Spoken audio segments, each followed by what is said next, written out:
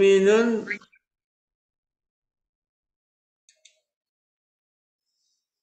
당시 예수 그리스도가 태어났을 때에 오늘 우리처럼 오늘 우리는 우크라이나 전쟁에 이어서 이 팔레스타인에 또 이게 전쟁의 소문이 퍼졌고 실질적으로 지금 전쟁이 진행 중에 있는데 이 아기 예수가 태어난 그 시기에도 온 세계가 전쟁의 그 흉흉한 소문이 돌고 있었던 시기입니다.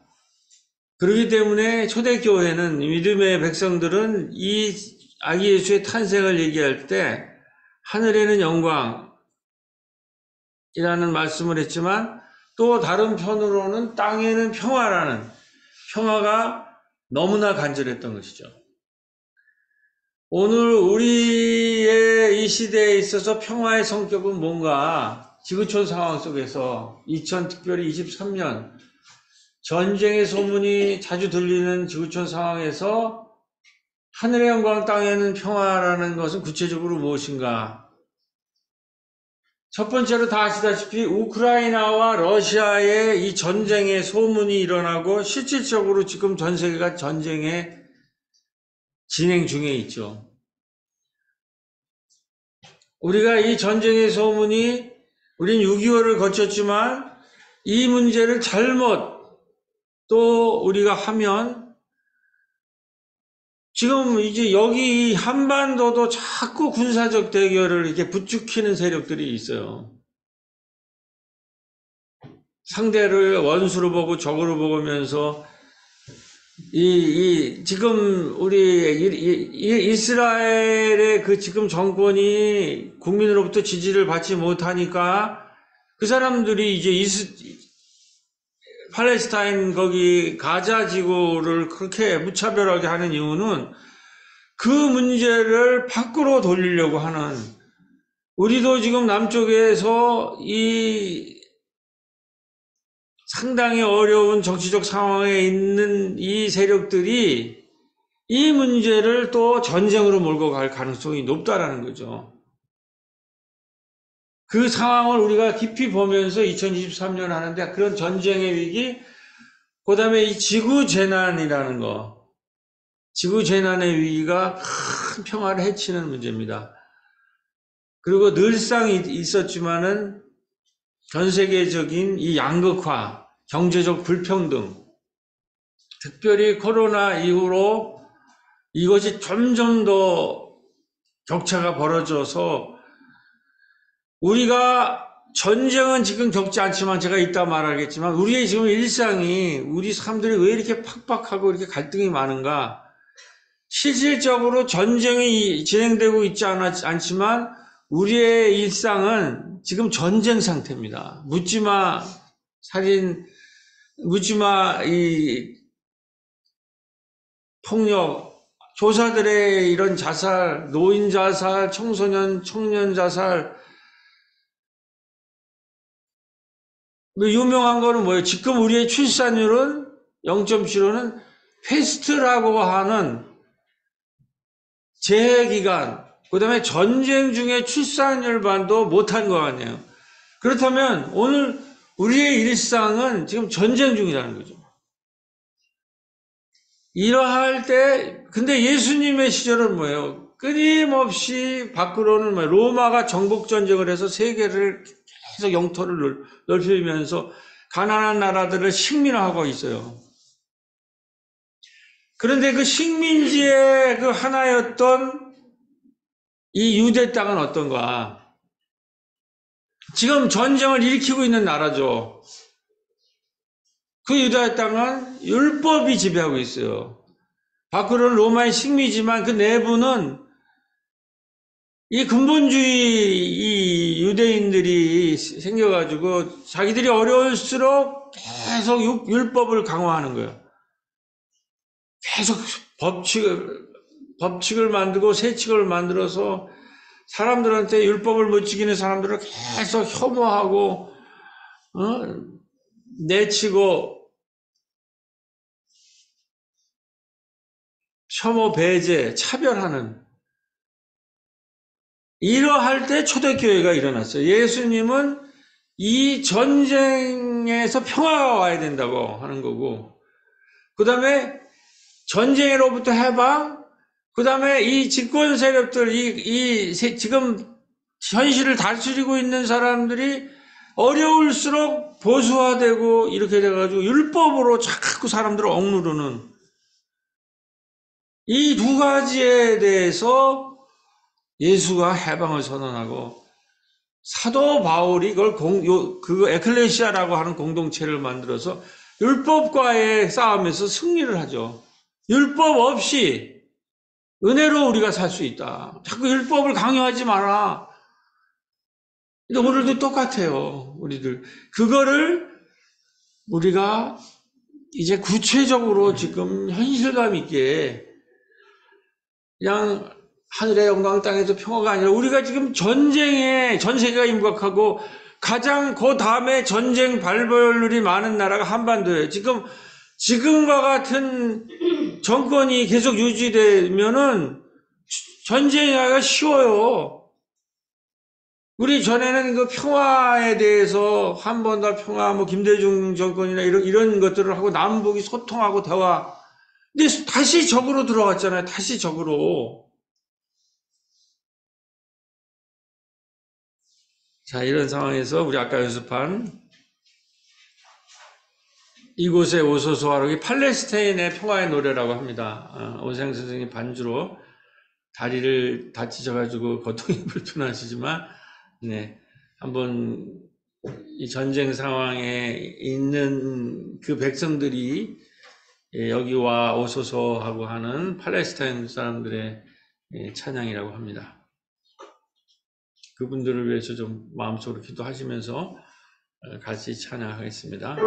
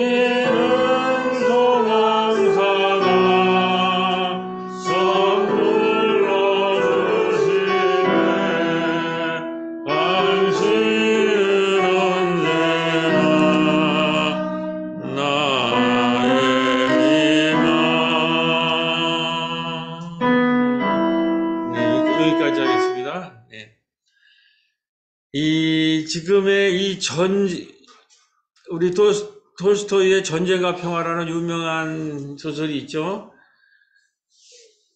이 전쟁이라는 게 뭔가 하는 걸 우리가 이 평화의 왕으로 오신 예수님을 우리 크리스찬은 반드시 깨달아야 되는데요. 오늘 성탄을 맞았기 때문에 한번 제가 오랫동안 하고 싶었지만 이제 아껴두고 오늘 말씀을 드려요. 전쟁이라는 거는 지금 특별히 팔레스타인이라는 전쟁이 뭐냐. 사실은 다윗과 골리앗 싸움처럼 상대가 안 됩니다. 지금 이스라엘이라는 건 세계 최첨단의 최강의 적이고, 이 팔레스타인 가자는 아주 약한 다윗과 같은 거예요. 골리앗 대 다윗 싸움이 지금 2개월 이상 진행되고 있는데 주택이 완전히 파괴되고 230여만 가구 중에 3분의 2 이상이 집을 잃고 말았다고 그럽니다.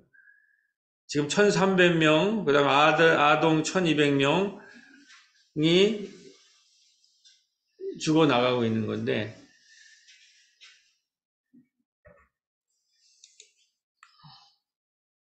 이런 지금 기사가 올려 있습니다. 구조대가 내 목소리를 듣고 안정시키고는 나를 덮은 건물 잔해를 재교하기 시작했다. 3시간 정도 걸렸다. 아이들은 모두 죽었다. 칼레드도 죽었고 카이스도 죽었고 마리암도 죽었고 아세프는 아직 찾지 못했다. 이게 팔레스타인이라면은 우크라이나의 교사 올레가 쿠릴로라고 하는 분은 이런 얘기를 했대요. 교사니까 아무래도 조금 지식인이겠죠. 이 전쟁은 러시아와 미국 간의 게임의 벌모로 생각된다. 협상의 부품에 지나지 않는데 세상이 뒤집혀졌다. 이 전쟁은 의미가 없다. 전쟁은 우리 엄마들이 아이들을 잃게 만들 거고 노인 평범한 사람 아무 죄가 없는 사람들이 피해를 입고 아까운 생명을 잃게 될 뿐이다. 교사가 이렇게 이게 지금 전쟁의 실체라는 거죠. 이런 상황들. 애들이 죽고 이런 청춘들이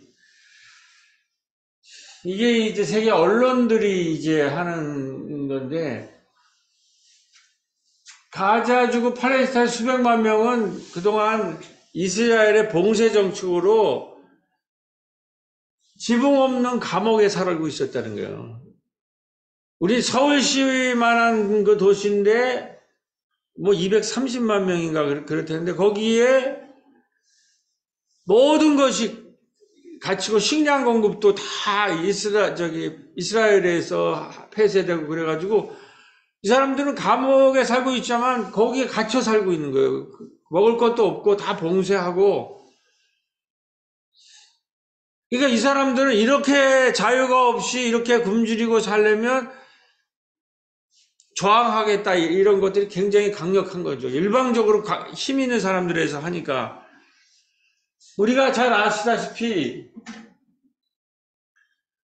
이스라엘이라는 게 뭐예요? 나라 없이 쫓겨나가지고 몇백 년을 나라 없이 살다가 유럽 땅이나 이런 곳곳에서 수많은 박해를 당하고 특별히 아우슈비츠 수용소에서 몇백만 명이 죽은 굉장히 어려움을 당한 것이 유태인들 아니에요. 그런 어려움을 당한 사람들이 이 그림을 보면 그 어려움을 죽인 사람들이 뭐예요? 바로 나치들 아니에요? 나치들 독일에. 근데 그걸 반성 못하고 나치가 하는 짓을 자기들이 하고 있다는 거예요. 자기들도 당했는데 똑같이 남을 학살하는 이 역할을 하고 있다는 거예요. 이게 irony of becoming what once hated. 한 번 자기들이 당한 거를 그대로 반복하는 그런 아이러니를 이게 반복하고 있다는 거예요. 똑같죠. 일본이 우리를 학살할 때 우리는 어떻게 했어요? 우리는 홍범도 장군이 누구예요? 거기에서 저항한 사람이에요. 근데 일본은 그 사람들을 뭐라 그래요? 테러리스트라고 그래요. 우리 지금도. 우리는 뭐라 그래요? 홍범도 장군이 어떻게 지금도 우리나라 보수주의자들은 테러리스트라고 그래요. 그분이 독립운동가지 어떻게 테러리스트라는 거예요. 테러리스트냐. 그러니까 영국의 BBC 같은 방송은 이스라엘 무장조직 하마스를 테러리스트 집단이라고 부르지 않아요. 이 사람들은 어떻게 보면 홍범도와 같은 자기들의 자치와 자주를 억압하는 것에 대해서 저항한 사람들이라는 거예요. 그러니까 우리가 너무 서방 언론에 지금 대서하기 때문에 제가 뭐 하마스를 지지한다는 게 아니라 균형을 좀 잡아드리는 거예요. 그리고 1대 60이에요. 이스라엘 사람 하나가 죽음을 당하면 팔레스타인은 60명을 죽음을 당하는 것으로 보복을 해왔던 것이 현실이라는 거예요.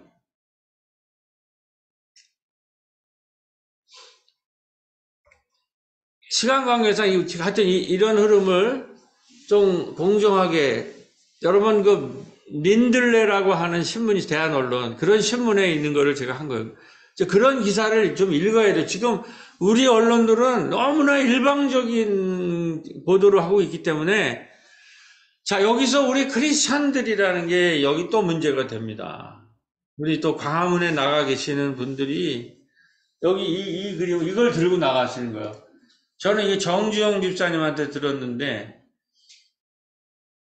태극기에 성조기까지 들고 나가는 거예요. 뭐 이건 이해가 돼요. 우리를 한때 뭐 도와왔다 이제 이런 게 있으니까. 근데 여기에 왜 이스라엘 이 다윗의 왕 이 국기가 왜 걸리냐는 거예요. 이렇게 정복 전쟁을 하고 이렇게 남을 학살하는 이런 사람들을 왜 우리나라의 광화문에 나가는 이 극우 기독교인들이, 하여튼 우리나라의 이 문제, 나라의 문제는 크리스찬들, 광화문에 나가 있는 이 극우 크리스찬이 큰 문제예요, 이 사회에. 암덩어리라고요. 근데 그 신앙의 핵심은 뭐냐면 근본주의 신앙이에요, 근본주의.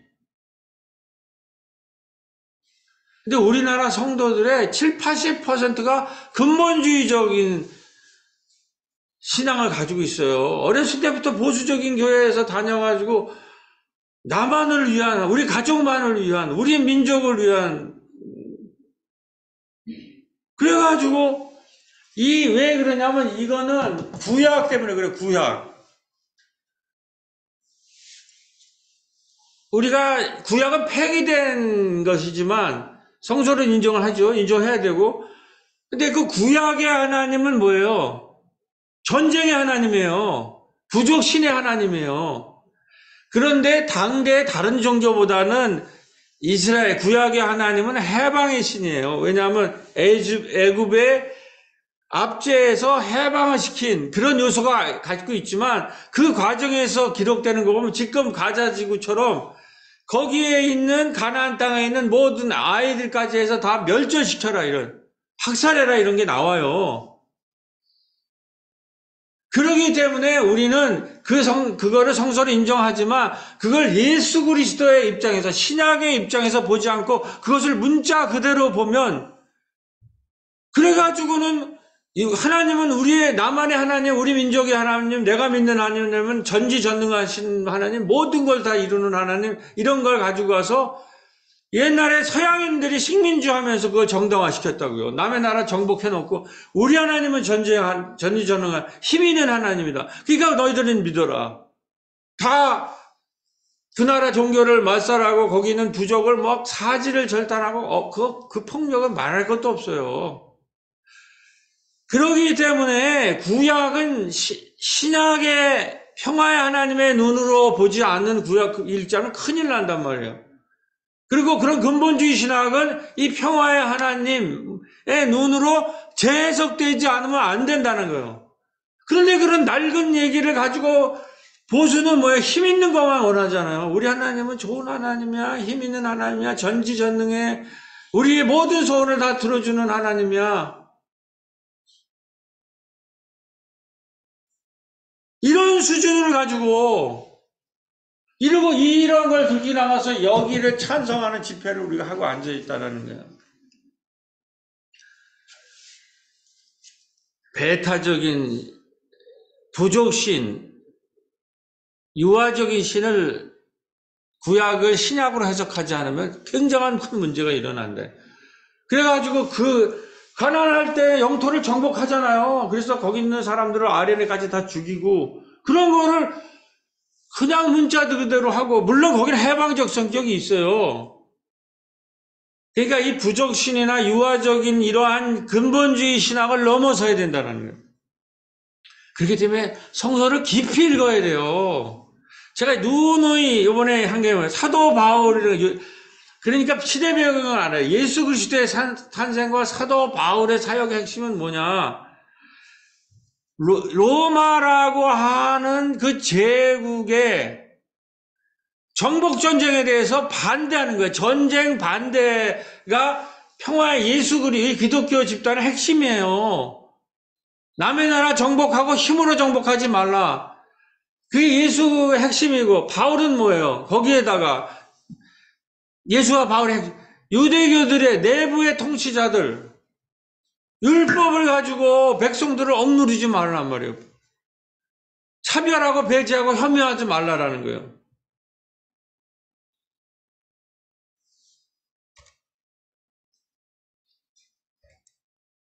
그래서 하늘의 영광, 땅에는 평화라는 얘기가 나오는 겁니다. 요거 1절만 합시다. 요거. 시간이 없기 때문에. 그래서 이 노래가 참 중요한 거예요. 세상은 평화로우지만 전쟁의 소문이 늘어가는. 이때 우리가 안티워, 반전쟁, 이것이 우리 크리스찬의 핵심이 돼야 돼요.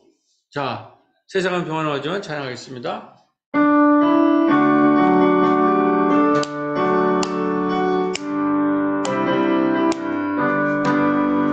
세상은 평화로 원하지만 전쟁의 소문 더 들어간다. 이 모든 인간 고통 두려움 그 지겨움 겁없네. 그러나 주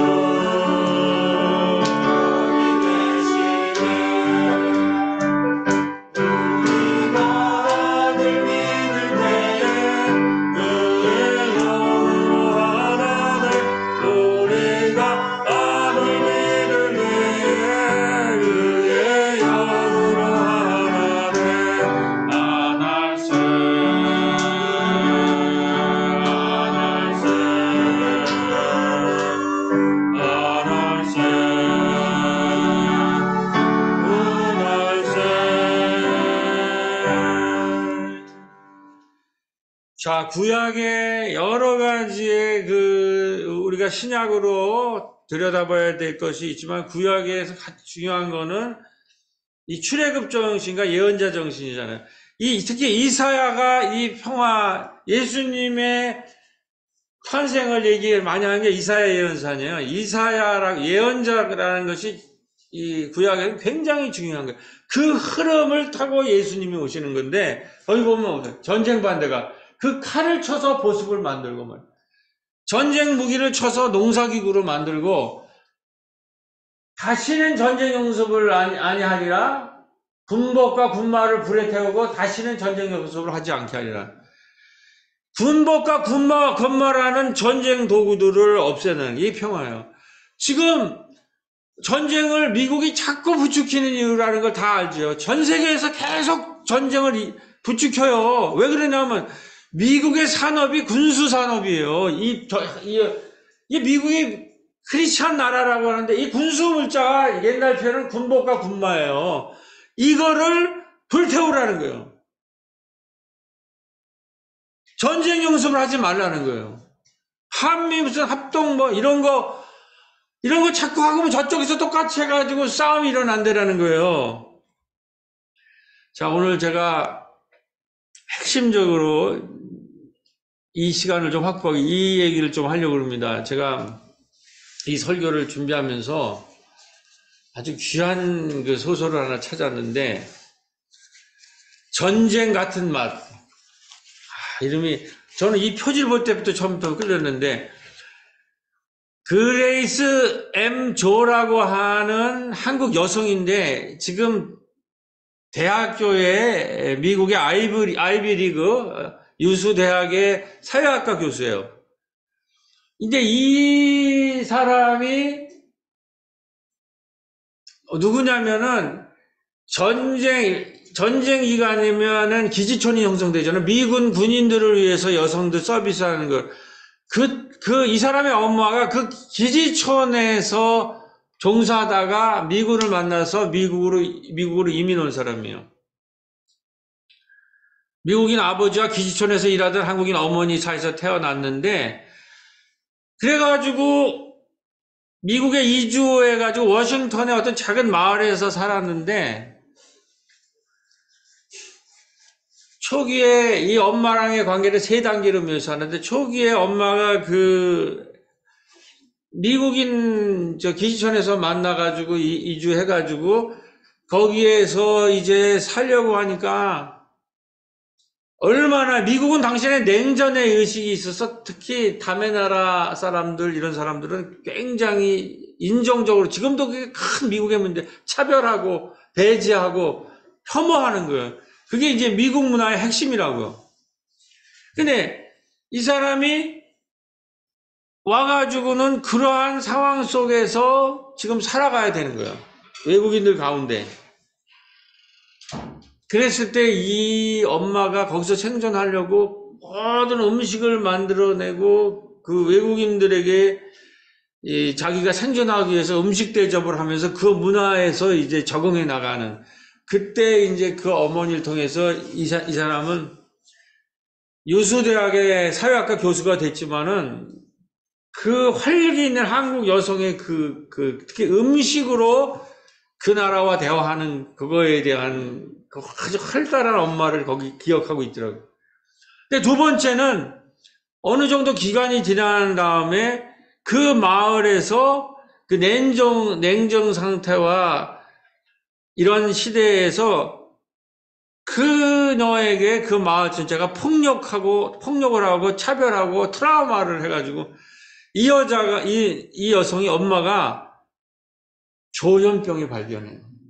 그 병이 뭔지 몰랐는데 삶의 가치를 못 느끼고 무의미함을 느끼면서 자꾸 자살을 하고 시도하고, 그래서 이 여자가 그 대학 교수가 된, 이 엄마의 이 원인이 뭔가, 이 조현병의 발견에 이 엄마가 왜 이렇게 활달한 한국 여자가 이렇게 자살 충동에 사려고 완전히 무기력에 빠지고 한 원인이 뭔가를 공부를 잘했던 모양에 추구하다 하면서, 그래서 엄마를 연구하기 위해서 사회학과를 유수대학교 뭐 브라운 대학인가 거기 아이비리그에 들어가가지고 나중에 하버드까지 가가지고 뭐 이런 걸 연구를 해서 박사학위를 딴 거예요.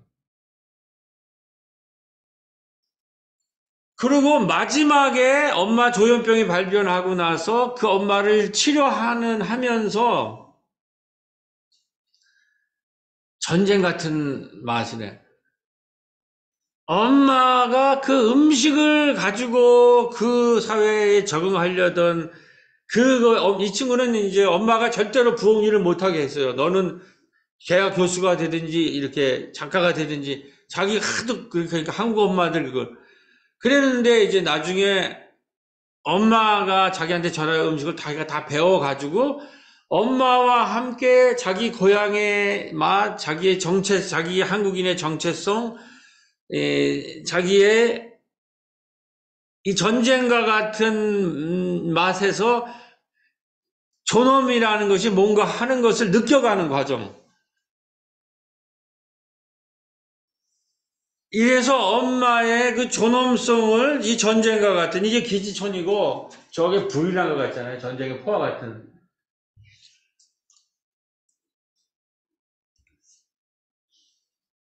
이거를 하는데 이게 지금 베스트셀러가 돼서 아주 큰 상을 후보까지 오르고 아주 베스트셀러가 됐다고 그러더라고요. 저는 이거를 읽으면서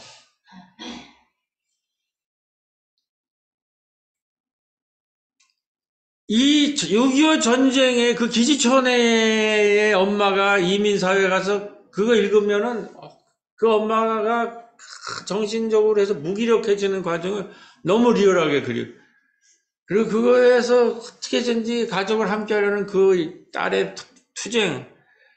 그러니까 그 60년, 몇십 년 전에 일어난 6.25가 오늘도 영향을 끼치는 거예요. 이런 여자가, 이게 최근 작품이에요.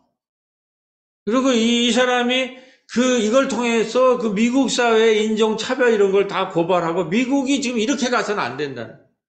남의 나라 다 가서 침략해놓고 거기 있는 사람들이 와서 살면 배제하고 차별하고 이렇게 해가지고. 근데 우리나라 지금 이걸 읽으면서 묻지마 칼부림이 왜 일어나는 거예요? 엄마의 그 트라우마라는 거예요. 전쟁이라든지 서로 차별하고 배제하고 하는 게, 이게 지금 오늘도 일어나고, 신입 교사들을 왜 이렇게 가서 행패를 부리고, 왜 출산율이 0.75의 전쟁 시대의 출산율과 똑같은 상황이냐. 이 전쟁 상황이 다 똑같이 재현된다는 거죠. 이게 전쟁이 그러니까는 6.25로 끝난 게 아니라 오늘도 지속된다는 거예요. 그래서 저는 오늘날 이 지속되는 것들이 어떻게 되는가라는 거를 볼 때,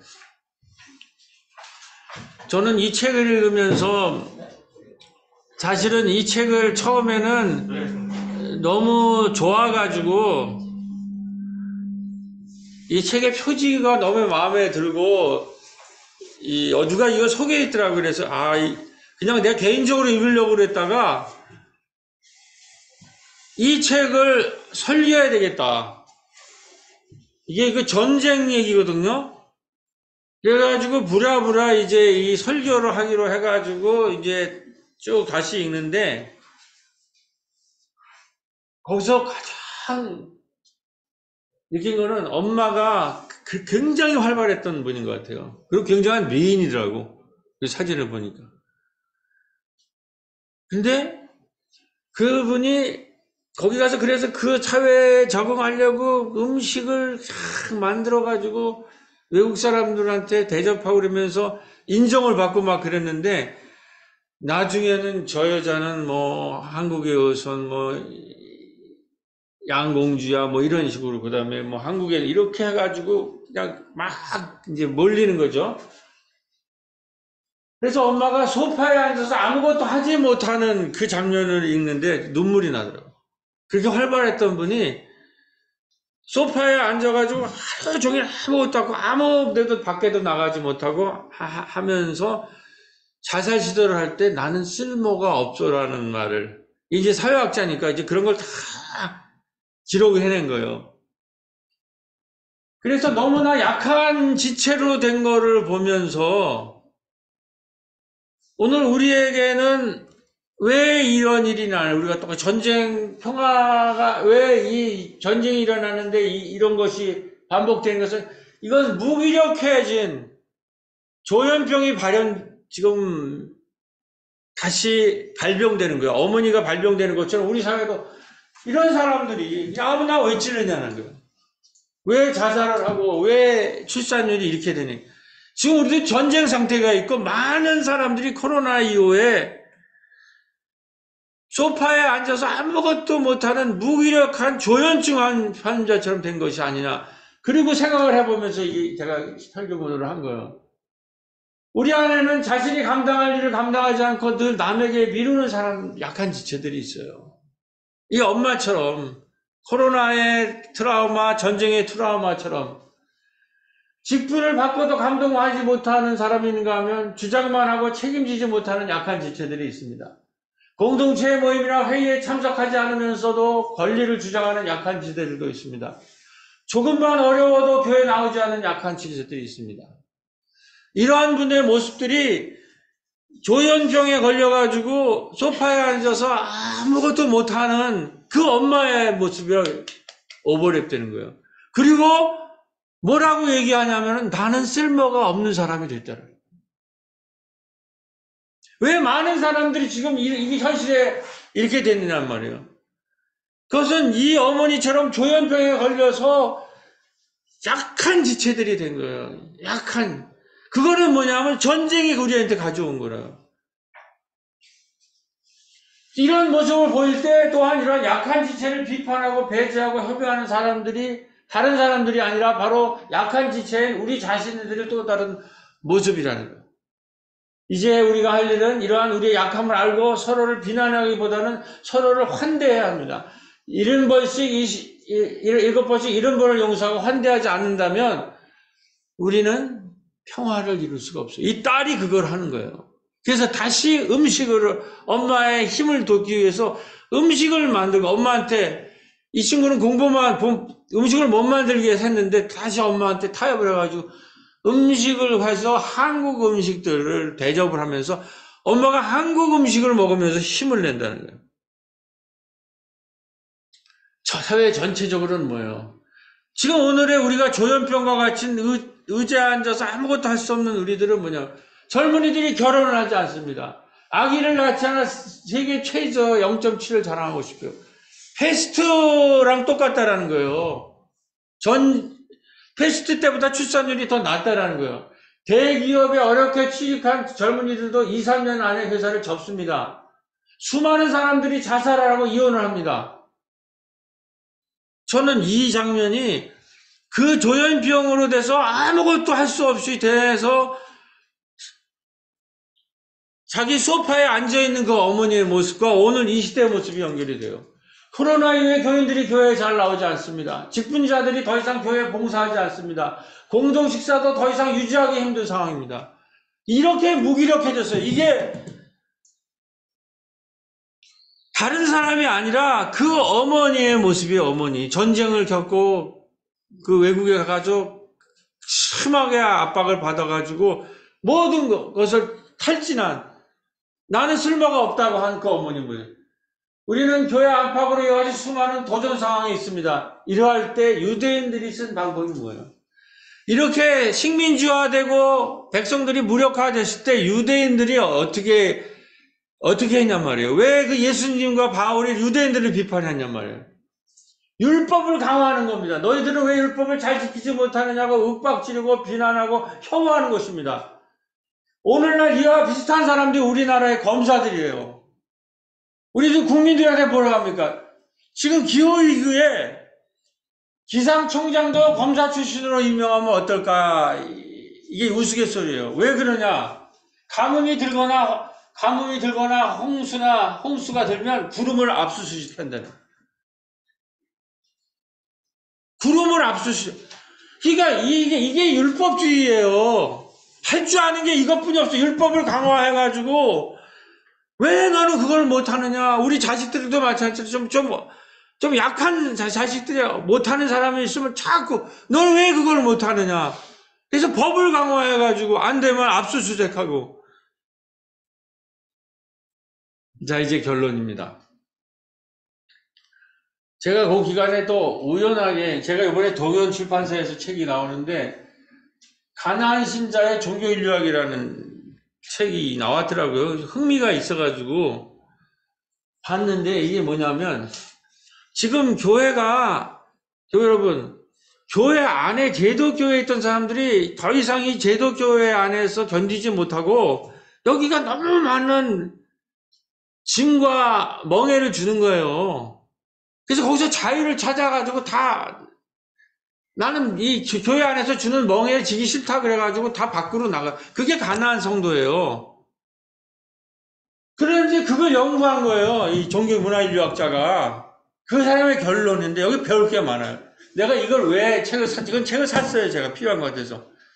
이 가나안 성도 중에 일부 현상이 한국교회에 단순히 이 사람들이 교회에서 밖으로 나간 사람이라 한국교회 미래 생태계에 새로운 모델의 가능성이 있다라고 그래요. 우리도 지금 경험하잖아요. 교회 애들 못 나오잖아요. 나와도 지금 옛날과 다르잖아요. 이 문제를 율법을 적용하지 않고 어떻게 할 건가라는 걸 찾아야 돼요. 목회자는. 율법을 적용하면 안 돼. 너 왜 그렇게 못해? 간단해요. 그러지 않고 쓰는 방법이 뭐냐. 그냥 해결하는 거. 예수의 방법이 뭐냐. 근데 그걸 집중 연구가, 여러분, 밖으로 나간 성도들끼리도 아직 다 크리스찬을 포기한 건 아니에요. 자기들끼리 모여요. 근데 연구를 실증을 한 사람은 거의 다 실패한대요. 밖으로 나가서 자기들끼리 모여서 가나안 성도들끼리의 공동체에는 모이기는 하는데 대개 어떻게 그러냐면, 왜냐하면 교회가 주는 멍해가 싫어서 나간 거거든요. 나는 교회에서 뭐 지키라 그런 거 나 하고 싶고 난 그냥 자유롭게 살고 싶다가 대부분이 핵심이에요. 그런 사람들이 모이니까 전부 이 사람들은 어떤 모임 만들어내면 사적 자유를 공동체의 율법의 멍해를 해체한 후에 대부분의 가나안 성도들의 공동체가 빠지기 쉬우는 개인주의적 사적 신앙으로 빠져요. 다 뭐냐면 자기 개인의 이익을 추구하고 자유를 추구하는 사람들이니까. 그래서 공동체보다 난 자유롭게 살고 싶다라는 사람들이니까. 두 번째는 종교적인 열광주의. 종교적인 열광주의. 막 모아서 흥분을 해가지고 이제 사이비 이단 쪽으로 가는 거죠. 사적 신앙이나 아니면 사이비 이단. 그리고 교회는 이렇게 교회에서 빠져나가면 교회는 그 다음에 어떻게 돼요? 이 방법을 더 보수화돼요. 이게 교회가 이 사람들을 강압하고 율법을 강요하지 않았기 때문에 이렇게 됐다라고 해서 더 율법을 강화하는 방향으로 나간다고요. 다 해결책이 아니에요. 현실적, 사적인 신앙이나 종교적 열광주의나 율법적 보수주의는 다 이게 방법이 아니라는 거예요. 근데 이분이 해결책을, 그 중에 한 유형이 가난한 성도들이 모였는데 사적 신앙으로 빠지지 않고 종교적 신앙으로, 종교적 열광주의로 빠지지 않고 거기에서 자유롭게 모이면서 많은 것들은 멍해를 없앴죠. 이 제도교회가 주는 멍해를 많이 없앴는데 제도교회 갖고 있는 뭐 예배 형식 거의 다 그대로예요. 근데 이들을 궁극적으로 잘 모이고 그래도 의미가 부여되고 앞으로 한국교회 새로운 정체성의 모델이 될 수 있다라고 종교 인류학자가 한 것이 뭐냐면 신앙의 공공성을 강화한다는. 자유롭게 뭐 많은 것들을 교인들한테 요구하지 않는다는 그런 거. 자유롭게 모이지만은 스스로 자율적으로 알아서 모이게 하고 핵심은 뭐냐? 신앙이라는 것은 사적인 게 아니고 공공성이라는 거예요. 사회적인 책임, 이웃의 책임들, 그 다음에 시민사회들과 함께하고 제가 여기 봐. 우리 교회는 이런 성격이 많이 가지고 있어요. 우리 교회는 절대적으로 율법적인 억압으로 교회를 유지한 적이 없어요. 그러니까 이 성격에 거의 가깝죠. 교회의 기존 틀은 갖고 있지만 우리 교회는 많이 여기랑 가까운데요. 우리 교회는 종교적인 열광주의나 사적 욕망을 여기서 허용하지 않습니다. 우리 교회는. 그리고 종교적인 율법을 강요하지 않아요. 그걸 30년 동안 쌓아온 거예요. 우리 교회는. 우리가 숫자가 작지만 이 교육 가치를 지금까지 지켰습니다. 근데 그걸 견디지 못한 사람이 나가서 추구하는 것은 종교적 공공성이에요. 이웃사랑, 우리들만을 위하는 사회적 이웃과 지역사회 공공성을 유지하는 제 결론은 그겁니다. 신앙의 핵심 내용을 공동체를 사유하는 사적 욕망이 아니라 공동체의 공공성을 추구하여 당시 로마 제국의 전쟁과 같은 사적 욕망과 유대교의 보수적 율법주의를 넘어서서 초대교회적인 새로운 신화 형태를 형성하라는 거예요. 이것이 바로 당시 전복전쟁을 주도한 로마 제국과 율법적 차별과 배제와 혐오에 휩싸인 유대교를 넘어서는 환대와 평화의 종교로서의 예수 그리스도의 탄생 소식을 정한 초대교회의 정체성이었다는 거예요.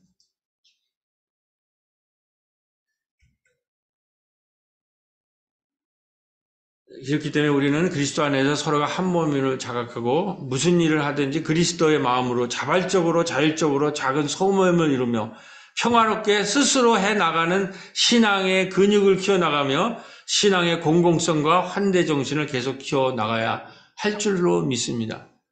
이것이 하늘의 영광 땅에는 평화고 우리 새로운 교회가 가야 될 길이에요.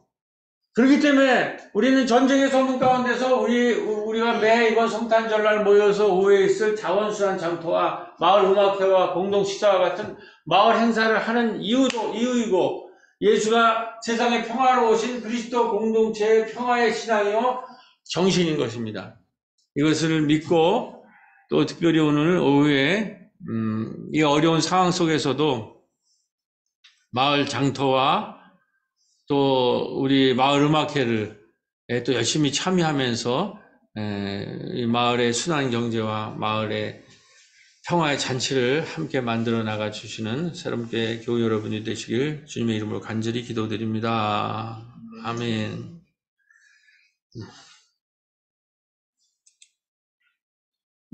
네, 녹음 맞춰 주시기 바랍니다.